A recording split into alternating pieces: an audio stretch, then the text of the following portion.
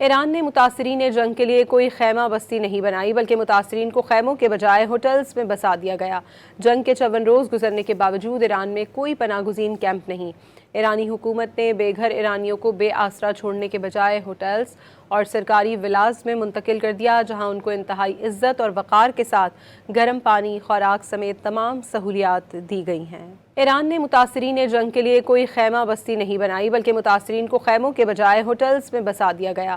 جنگ کے 54 روز گزرنے کے باوجود ایران میں کوئی پناہ گزین کیمپ نہیں۔ ایرانی حکومت نے بے گھر ایرانیوں کو بے آسرا چھوڑنے کے بجائے ہوٹلز اور سرکاری ولاز میں منتقل کر دیا، جہاں ان کو انتہائی عزت اور وقار کے ساتھ گرم پانی، خوراک سمیت تمام سہولیات دی گئی ہیں۔ ایران نے متاثرین جنگ کے لیے کوئی خیمہ بستی نہیں بنائی بلکہ متاثرین کو خیموں کے بجائے ہوٹلز میں بسا دیا گیا۔ جنگ کے 54 روز گزرنے کے باوجود ایران میں کوئی پناہ گزین کیمپ نہیں۔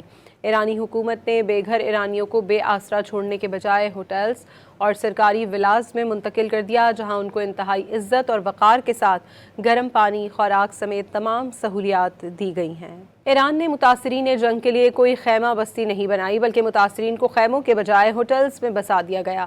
جنگ کے 54 روز گزرنے کے باوجود ایران میں کوئی پناہ گزین کیمپ نہیں۔